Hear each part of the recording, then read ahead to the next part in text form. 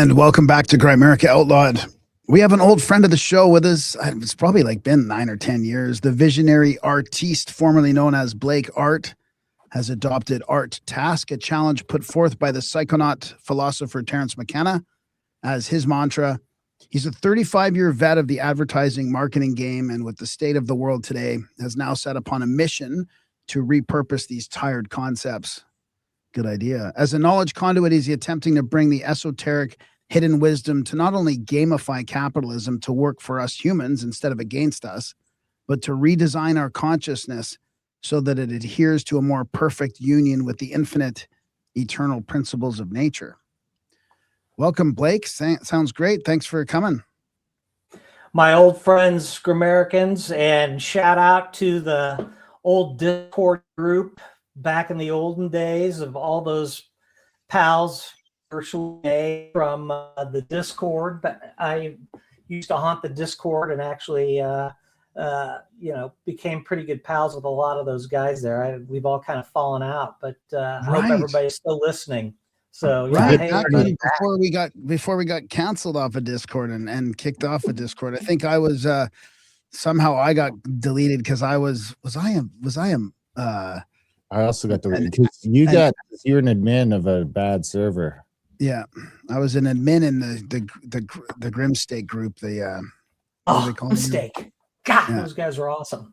Yeah. Discord is back though. I mean, we kept the chats going the whole time. Once we got kicked off of Discord, we were, I can't even remember. We went through a bunch of self-hosted options, and then we ended up now, ironically, back on Discord and Telegram. We're kind of on both, and there's not a lot of overlap between those two communities. There's a couple hundred in each, and they're sort of pretty separate. I wonder if they'd like each other if they ever met. Separate but equal. Separate but equal. Well, that depends who you ask. I mean, the old Discord group definitely thinks they're the king of the castle. For sure. So let's talk about you, Blake. Let's get into you. Tell us about yourself a little bit. Geez Louise. Well, I was, an artist right out of the get-go, as well as, a horny little bastard. But I could draw early on and just about everything. Here's the thing that I've talked about with people. You know how little kids make a drawing of like their family or kindergarten and their crayons and stuff. They put the sky up at the top as a blue stripe, and then they put the sun in the corner like a quarter circle, like the golden ratio, actually. And then they've got the stripe of green with some grass and maybe a tree, and then mom and dad and the dog and stuff with the big gap in the center, right? Well, I didn't draw that when I was like 4 or 5, and I wish I still had it. But I drew like the sky and like the sun in the sky. And my art teacher pulled my parents aside at parent-teachers conference and said, "Hey, your kid's got talent." So my parents kind of angled and indulged me because I was the first spoiled child with art stuff I wanted to do. So, but then another trait of mine was I was just insanely curious about everything. And the story I tell, which just is, everybody put on your nerd cap, is that when I was 8 years old, I asked for a new World Book Encyclopedia. So I had my grandparents set from like the 40s or even the 30s, I think. And I got a new set for my birthday. So I'm 8 years old and I'm sitting in a chair in our new house because we had just moved. And I took the A book from the old and the new book from the new encyclopedias. And I went through each page, check out. Oh my God, comparing them. Yeah. So I've always been this researcher, knowledge conduit type of a person. So I think it's like, this is like and I've avoided all this crap in my 30s and 40s, because it's like, who wants to be, famous or whatever. If you ever listen to Ringo talk about the Beatles, about fame, Ringo says, "Oh, it's great. You get, a good table at a restaurant first couple of times. But after a while, it's just become grind, and I didn't, I'm not saying I the be all end all, but it's like something you avoid. It's like an eye roll, because with my whole physical makeup, I'm bipolar. It's affected my artwork, but as a true artist, I believe that's like kind of a red badge of courage. If you're going to wear a sleeve thing to talk about, what that means. And that's that movie from the 80s, a book written about the Civil War. But it's affected my life. It's affected the way I worldview. And the last thing I'll kind of talk about is a Japanese concept called ikigai. I don't know if I'm pronouncing that right, but it's like a Venn diagram of 4 circles. And the first one is, what you're good at, what the world needs is the second one, what you're passionate about. And the last one is what you can get paid for. Yeah. So I think the whole world is kind of being boxed out of what you can get paid for right now. And it's only going to, the top 10,000 richest people. And it's just like game over. That's why, this first JobSpectrum, my weatherman skills are never sharp. But this was an idea I came up with through my artwork, which is a insanely crazy story. So crazy it just might work. But then that gave birth to my reality redesign philosophy, which again from my work, and that goes back to Terence McKenna. I'm a huge fan of him, even though I don't agree with all his stuff. I think he was employed by the CIA, which is okay. But I do a pretty mean Terence McKenna. I know you both are familiar with Terence, but his mantra that I've adopted is art's task is to save the soul of mankind, and anything less is a dithering while Rome burns. Because if the artists who are self-selected to be able to journey into the other, if the artists can't find the way, then the way cannot be found. So he's all over the internet, lectures. If you just go into YouTube and type in Terence McKenna, there's just a ton of material on him. So that's me and as concise show I can present to you guys.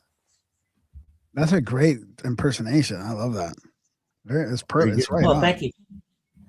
Well, it affects when you take the concurrence of the freaking, mother cell, it affects the body.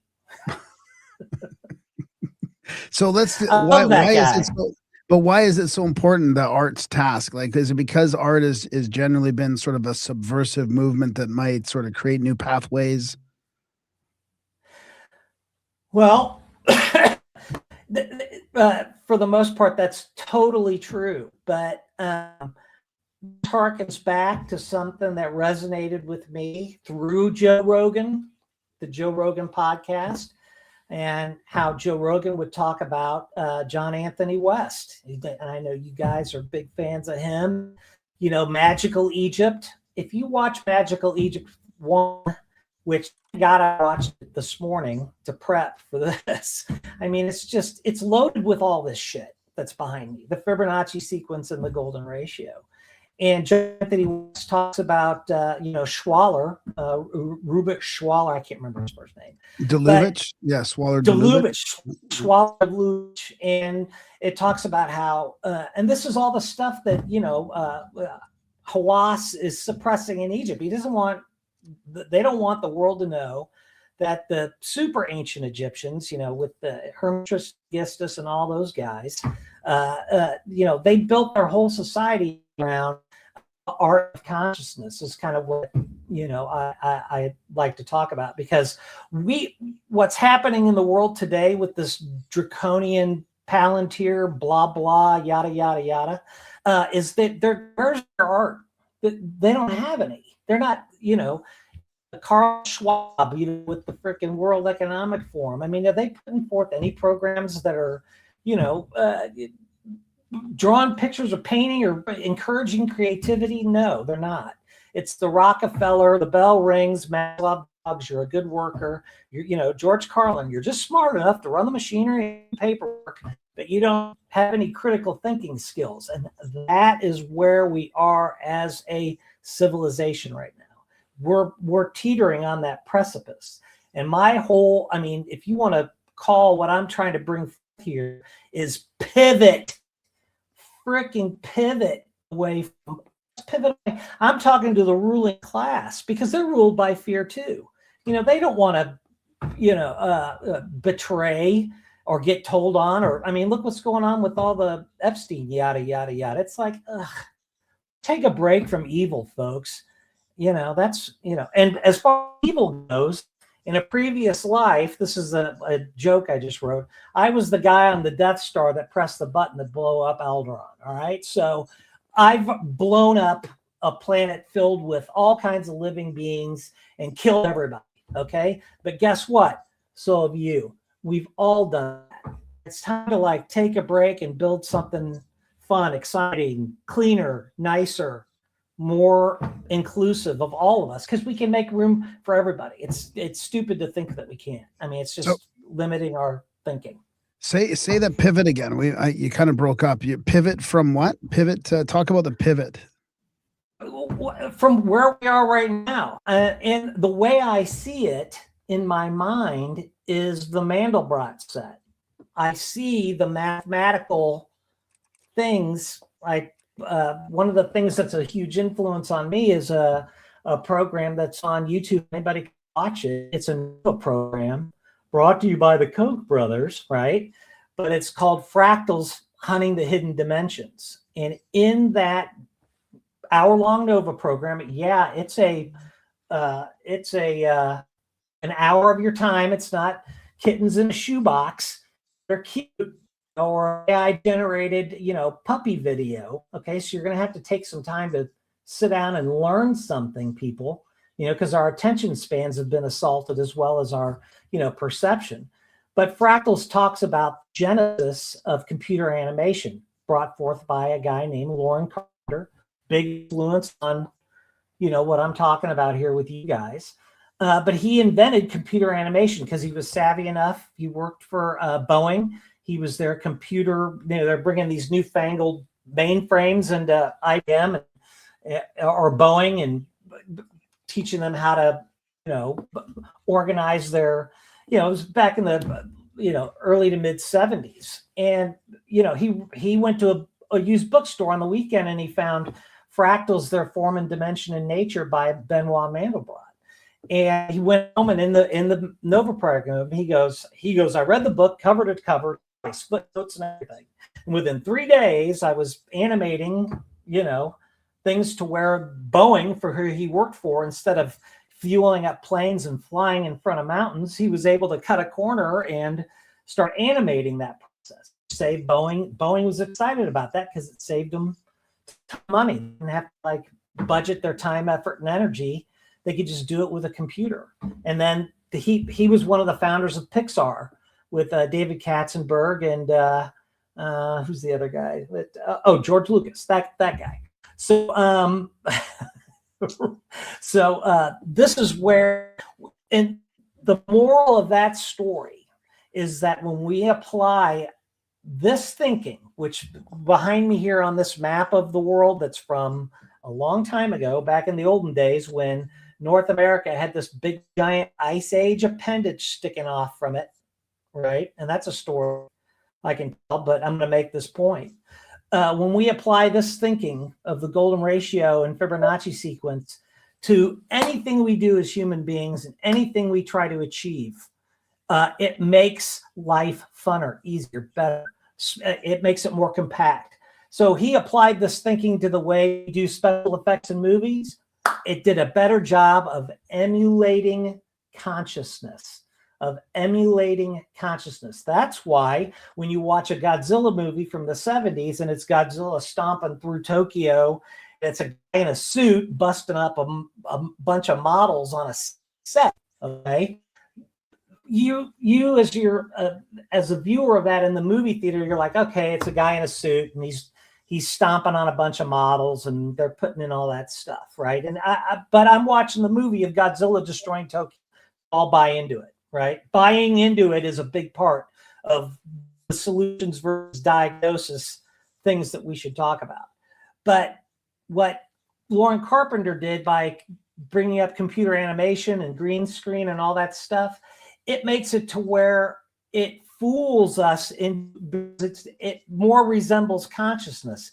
And now AI is taking that step further, because 5 years ago you needed a Hollywood studio and a graphics house and all that stuff to do that job for you. Now you just need a prompt and buy a subscription to an AI agency, and you can fool consciousness all day long. I watched a video this morning in my feed, a kitty cat bring a little baby owl from, and it took it and it licked it and it brought it to its owner and it made, oh, cute. Oh, that's so sweet. That kitty and that owl are just friends. Well, at the end, it's like, hey, this is AI.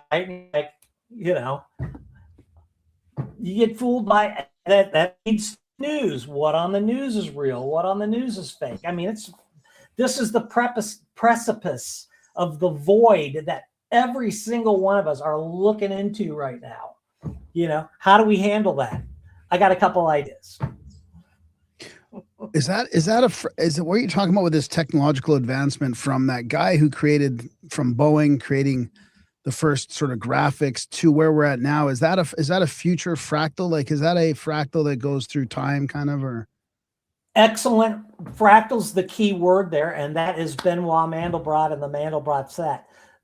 So when you look at the Mandelbrot set, do you mind if I share my screen real quick? Do that. Bring it up, because I always it always reminds me of some of the crop circles from the 90s, because there was the Mandelbrot crop circle that really all got over the famous, place. and then that's when sort of Mandelbrot back into the consciousness of everybody.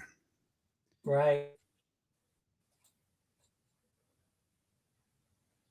And it's so fascinating too, the coastline, how he realized about the whole thing is measuring coastline, and the finer you get the measurement, the longer the coastline is. Like, you can measure it really roughly, and then if you go measure it with a finer measurement, it gets longer and longer. So it's never ending increase in length, the finer your measurement is.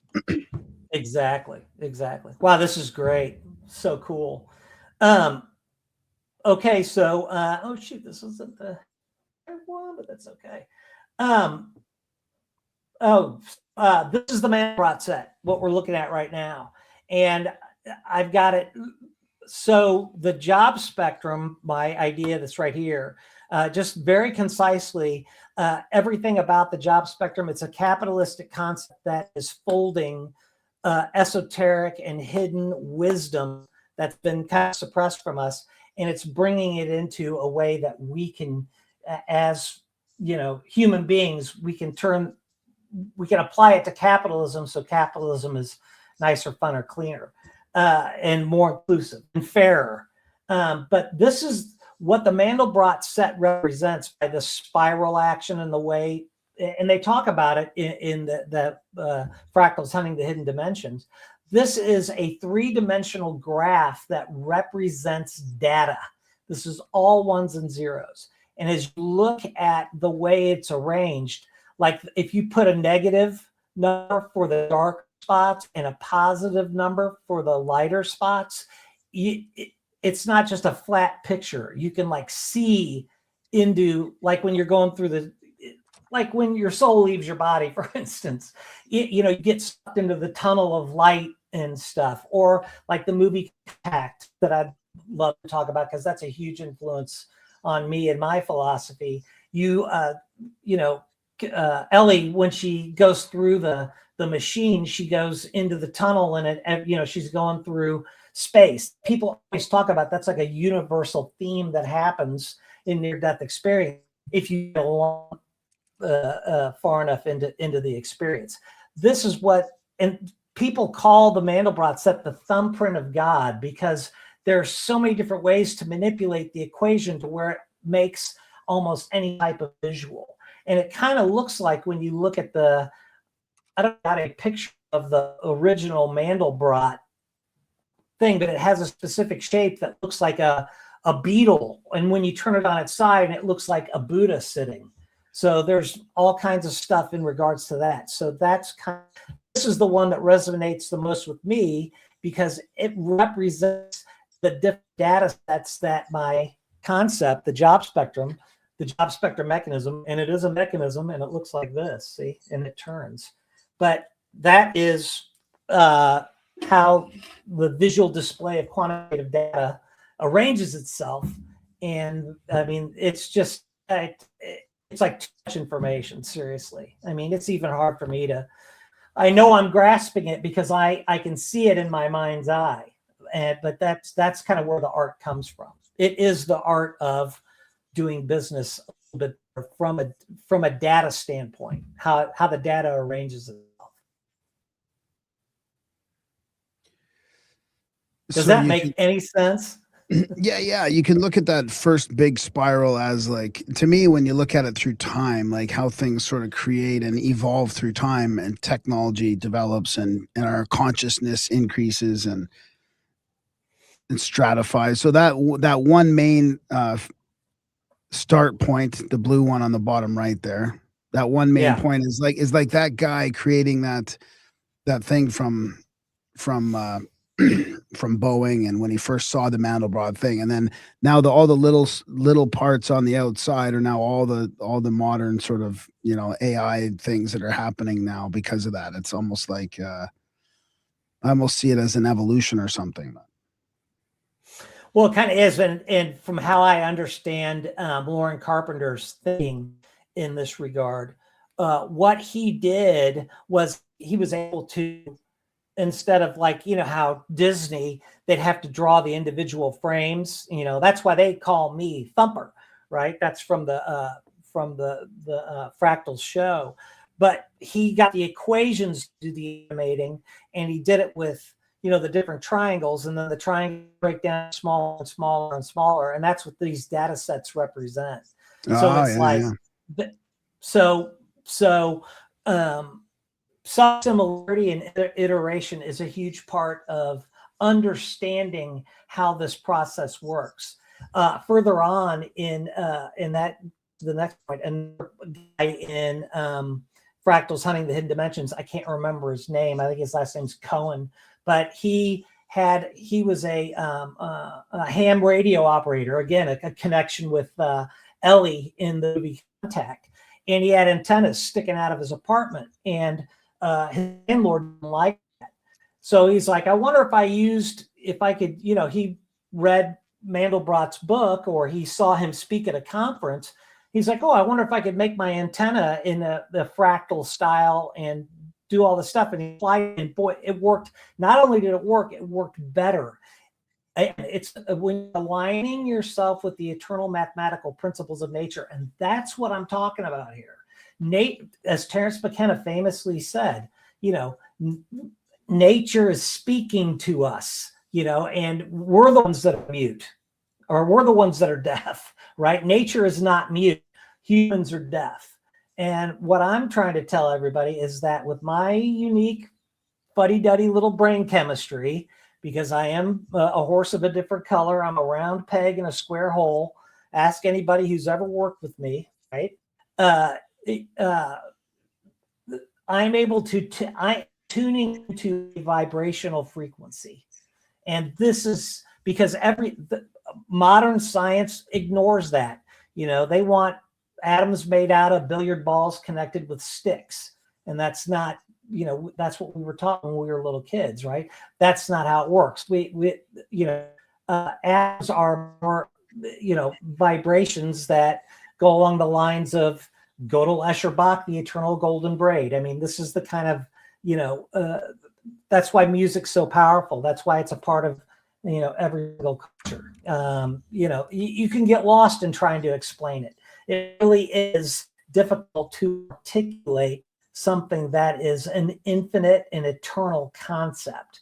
But I think we're at a point as a civilization now, with the writing on the wall of what the hell's going on, that every single one of us, from the most powerful being who's, you know, ingesting our fear as its nourishment, down to the poorest one of us, worms groveling in. Well, my logo here for Reality Redesign is the dung beetle, and that kind of encompasses, the dung beetle was very revered to the ancient Egyptians. But why is that the case? Because I think the Egyptians recognized that is the struggle we all are going through. We're all rolling our ball of shit to try to make our lives a little bit better.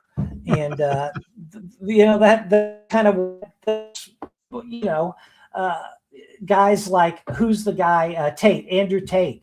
I mean, he's got a bigger ball of shit than the majority of us, because he's got the Learjet and the mansions and and that's what attracts the female dung beetle, while they're journeying to go populate and mate, rides on the ball of shit, while the male dung beetle, crawls along the ground on his hands, and he pushes the ball of shit with his hind legs. And then to maneuver to get to the place of where they, it's like salmon swimming upstream to spawn. And when the young beetle is at night on his journey, he climbs on top of his ball of shit, and he orientates himself where he's going by the stars in the sky. That's how they do it. And they've been studied. It's a proven fact. So that's kind of that is the human condition, that if we recognize that and we kind of adopt a new way to think about things, simulation assumptionism, maybe we can get over the hump without, destroying ourselves, and make this place a lot more fun than it is right now. Because right now it's not a lot of fun, especially for those underage children on the island. So that's a good note to end that little caveat on. Yeah. It seems like it's maybe funner for more people than it ever has been, though. I mean, I don't know. Depends how you want to split that up, but everyone's complaining all of the time about everything. But we seem to be rolling in a direction that, all things considered, at least maybe until very recently, seems to be positive one for the most part. I mean, AI has a bunch of problems, but like you said, it's going to take this power of movie creation that used to be in the hands of a unique, powerful few that had certain messages that they wanted to disseminate through the population. That's going to go away. We've already seen the news media that's gone. It's like cable television is gone, or it's going, it's trending in that direction to where now anyone could be a journalist. And we've sort of taken that to the point where anyone can be a journalist at a high level. I mean, we've probably within the top 10 journalists in America right now, how many of them are completely, you got your Matt Taibbi's, your Glenn Greenwalds, your different guys that have, the best of them now are just doing it by themselves or with a small team. They've gotten away from that. We're about to see that. We've seen podcasts and YouTube completely decentralize the video and audio stream, so we don't just have to listen to the top-down radio stations because all these things got hijacked, right? They were great in the beginning, but by the time we got to the end of it, Disney's owned by, or all the media you watch is owned by a handful of people. Well, that's not the case anymore. They can't say that anymore. If you're watching, TV or movies at the theater, that's probably the case, but most people aren't. They're all on YouTube now. They're all on Spotify. They're all on that. So we've kind of,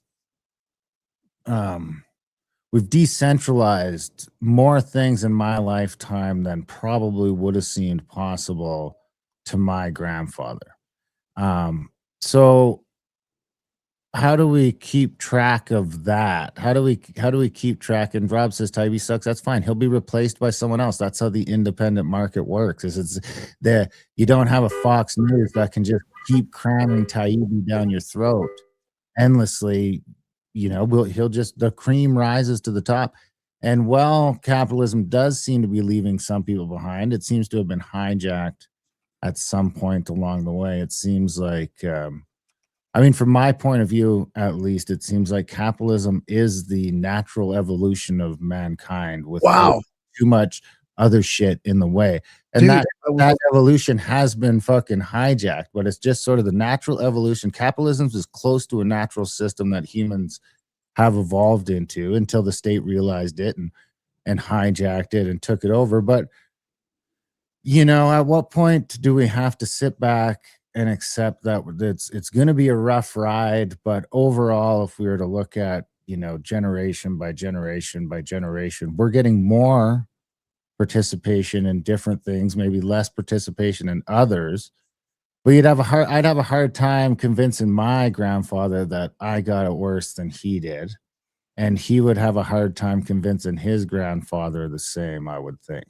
I was just thinking about that capitalism aspect, and I was kind of waiting to say it because when Blake, when you were talking about I can't remember exactly what it was, but I was thinking about the same thing that Darren said, that there's this inherent humanity that I think is supposed to be that is sort of in capitalism, which is our need for efficiency and effectiveness and building stuff. And like, cause like, for example, like a farmer would be, you know, always trying to improve his system to save. Nobody wants to do inefficient and unproductive stuff, I don't think. But then I was thinking, maybe I'm wrong about that. Maybe people do want to, but I mean, that's, I think what Darren means by that too, as part of our evolution, is we kind of evolve in doing things better and more efficiently and more effectively. And that's how we sort of grow and evolve. And it seems like the more collectivism comes in, the worse it seems to get. I mean, the best example we've got that in our lifetimes is you just look at the Soviet Union in the 80s, where everybody fucking hates it. The people in it hate it. The people that are underneath it hate it. The only people that don't hate it are the people at the top. And it seems like even they're getting sick of it, right? Even they're getting sick of it. It's like, you know, why can't we have a radio as good as those fucking guys over there? Because the system ain't working. And it's only working because it's based on lies upon lies upon lies upon lies. And everybody's sort of spying on each other. This is sort of, how do you get into, I don't know if there's a question there, but that just seems to be the opposite, right? It's like the human nature knows that this collectivism thing isn't right. We're all sort of smeared out along the same thing. And it just like, by the end of it, it was, they know they're lying. We know they know they're lying. We know that they know they're lying, but we're just stuck in this sort of loop. And if you try and get yourself out of it, you're going to get chopped down. Because the problem is, at the end of the day, as much as I wish it was the case, humans aren't fucking equal. I mean, it's just, maybe they are. If you could make the score sheet wide enough that you're counting all these different things, you can make it so that we're all equal. But it's going to be in different ways so that you can never tell that we're equal unless you had some sort of a supercomputer sort of correlating the whole thing. But once we took out the barriers to reproduction and we got away from evolution, it seems like, those two things seem hard to correlate. Like you either have to let evolution take place so that only there's cooperation, there's all that sort of stuff involved along the way too. But if we were still in the system that we evolved to be in, 80% of the people that are having kids today wouldn't be able to have those kids. You know, they're just fucking not cut out to do it. If it wasn't for all the systems that we've put in place that'll sort of let the no child left behind sounds great, but it's sort of the most anti-human, anti-natural. You want to talk about us being a part of nature? It's like anti-natural, because there's no sort of spot in nature where no child gets left behind other than humans. Well, bees have really got it figured out. But let me address a couple of points, because, you know, I'm so glad that this is generating this dialogue, because you guys are both making incredible points and observations and kind of speaking the truth. You know, I come from the world of advertising and marketing, and you're addressing the writing on the wall that I saw coming a long time ago with my knowledge set. We've gone from having 3 channels, NBC, ABC, and CBS, then PBS, and everybody had their own local channel on TV growing up. I don't know if you guys, I'm a little bit older than you guys, I think, and I don't know if you remember that. But now every single human being who's got a phone and a Facebook account and an Instagram and a LinkedIn and a TikTok, we're all our own channels now. And we're all our own advertising agencies. Especially with AI, everybody can make their own crazy videos if they want to spend the time and the money to be able to do that. So it's kind of like warfare, if you think of warfare, and we're all kind of stuck in the era where we're all carrying our muskets and marching in lines and going up against, or the perfect analogy is the Zulus. The Zulu War, you got all the natives with their spears and their shields, and they're trying to rush up against in English who's got Gatling guns. I mean, it's just, you can overwhelm them with numbers, but it's going to be disgustingly bloody and sick. So that's kind of where we are as a society in regards to just addressing how our technology has outpaced the way we think out, the way we are perceiving reality and interacting with each other in this space, which is the realm of consciousness that happens to inhabit this planet, is what I like to call it. And I've got my fingers crossed to bring up this point. There's this last week, there was an experiment where the scientists took 4 pairs of rat couples, and they put them in a place where they had all their needs were met, where they had as much food and drink as they want, amusement. They made all these places for them to run around and do all this stuff, right? And this addresses your point, Darren. And what happened was they got so overpopulated, and yeah, things are better for so many more people right now. The way society is, is working right now. Society is better than it's ever been in theory. I think way in the past, 20, 30, 40,000 years ago, it was probably a hell of a lot better, right? In a different sort of way, because I think it was completely different back then. But what happened with all these rats is they got so overpopulated that they stopped mating, because they stopped basically kind of giving a shit. And what happened was, after 4 years, because they kept the experiment going, they all died out. They became disinterested in the opposite sex. They, the men would sit around and just preen all day, and the females were, avoided the men. It was just kind of like what's going on in the single scene these days, if you watch any of those videos. So it's like there's so many. I don't think the takeaway from Mouse Utopia was overpopulation.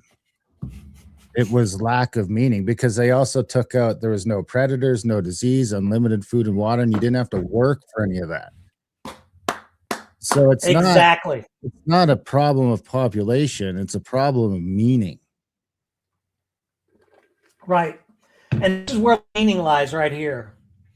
Adhering yourself to the eternal mathematical principles of nature, because that's, all is number, Aristotle. How do we, let's talk about one of our favorite people for you guys and me, Alan Green.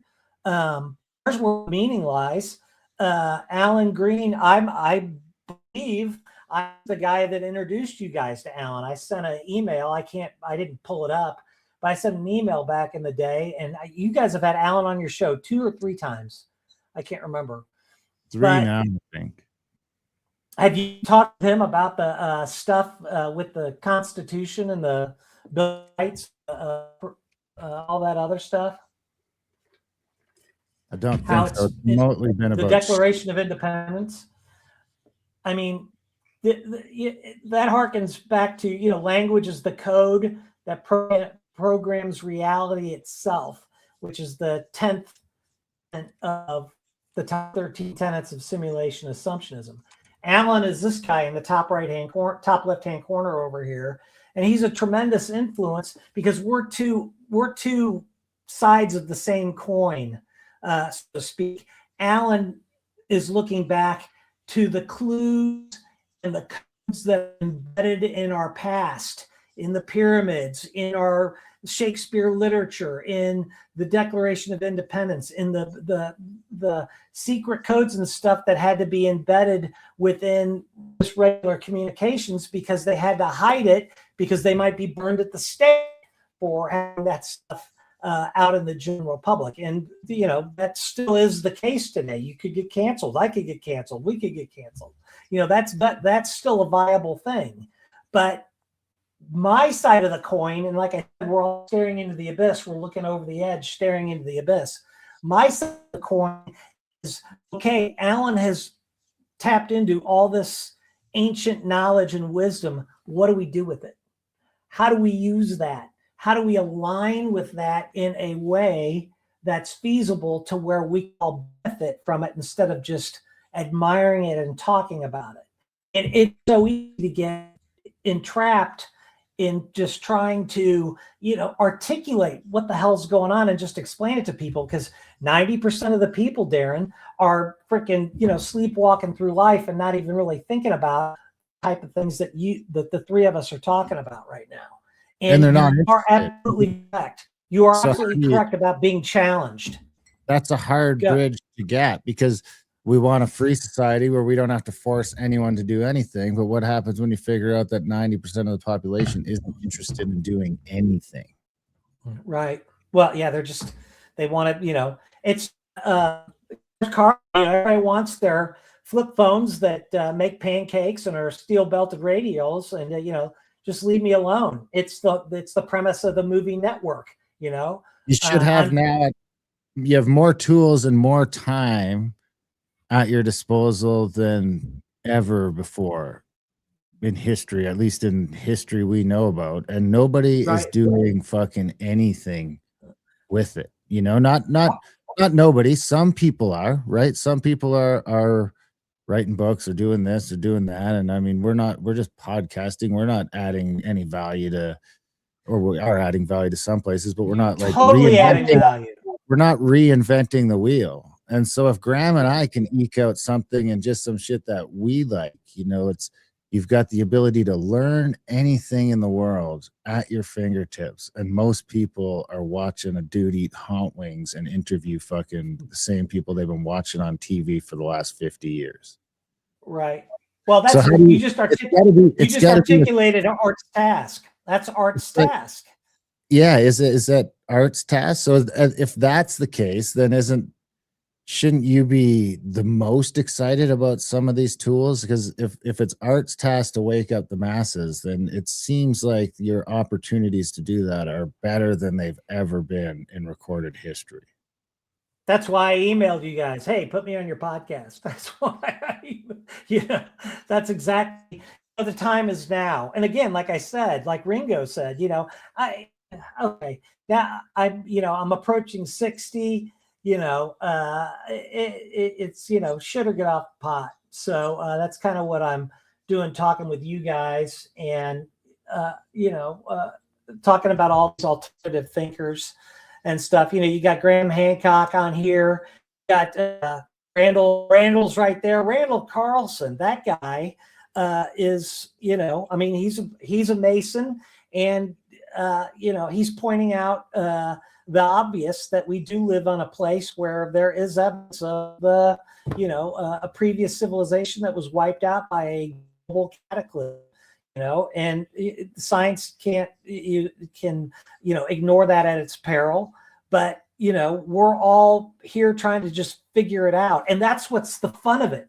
That is what is exciting about this, Darren, about how, you know, what you're articulating. It's like, this is the time to kind of, you know, gather a round table of alternative thinkers and say, hey, let's try to enable a couple ideas that can as a benefit to society instead of as something that is, we'll all have to, run on our hamster wheel and be fearful. That's what I'm trying to articulate here, as a self-selected artist who's journeyed into the other. I have journeyed into the other. I had a near-death experience. I've been out of my body. I had a shamanistic experience when I was 16 years old, and the universe showed me a horrific vision in the throes of ecstasy. But I turned it into an art piece. It's called Journey to My Ancient Lesson. It's one of these slides right here. Let's see. Here we go. It's right there. This is a place I went on my very first acid trip. I took acid when I was 16, even before I ever smoked pot. And I did it with an open heart and mind, and I was excited, and I couldn't wait. This wasn't a bad trip at all. This was an amazing thing that happened to me because it affected my thinking for the rest of my life. It showed me in a previous form, be it a different life or whatever, I was a hypocrite. I journeyed to this place in my mind's eye as my pineal gland was opened up, because that's what acid does. It enables you to see with your third eye and to give you vision. You're able to tune into parts of the universe that exist that are hidden from you. Okay, that's what it does. And that's why, it's suppressed or it's illegal or whatever. But as an artist, being able to go there and to bring this back, this is like an elaborate way that I experienced that I'm in the process of working on with AI, because now I can do that with prompts.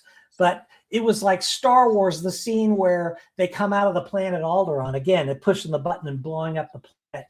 And they come out of Alderaan, and the TIE fighter flies by them. And they're like, we got to follow that guy. We can't let him alert the Empire that we're, where the hell's Alderaan? But we just came out of hyperspace. This is the first Star Wars, by the way. And, they're chasing this TIE fighter, and Luke goes, it's going to that small moon. And then Obi-Wan goes, that's no moon, it's a space station.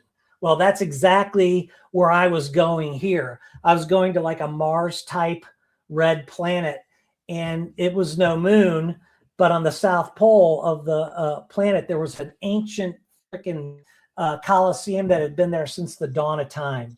I kind of went to a place in mythology where Sisyphus, where the myths preside. And I got shown that I was at the stadium, and I had a railroad spike hammered through my right eye, which attached me to the bottom of the planet, right? And the planet, the gravity wasn't coming from the planet, it was coming from the abyss. As you can see, the little velvet rope I have there, it's hanging down. And then there was a mirror attached to my wrist. And as the mirror was there, so I could flip it up and look at the, with my other eye, I could look at the tombstone there, and it says, why do you look at the speck of sawdust in your brother's eye and pay no attention to the plank of your own? So this is a place that existed that the universe showed me because I had the best of intentions while I was laughing my ass off in ecstasy as an artist, that this place exists. And if you're terrible and you don't follow the rules of this simulation that we're in, this is where you go. You go to this place. So everyone thinks they're, conspiring to keep something in secret. Guess what? There's no secrets. You're always going to pay the karma no matter what. Now, how did that affect me as a human being for the rest of my life? I have tried my hardest as a human who exists within this realm to not be hypocritical. I've not only tried to talk the talk, but walk. I've lost friends. I've lost opportunities for money. I've lost this, that, and the other. But I do possess my soul, and I am trying to share this with others so that my intent is sincere. There's not the way of doing things better. This is just a way of doing things better. There are a quadrillion of different ways to improve things in society. And that's what I'm trying to point out.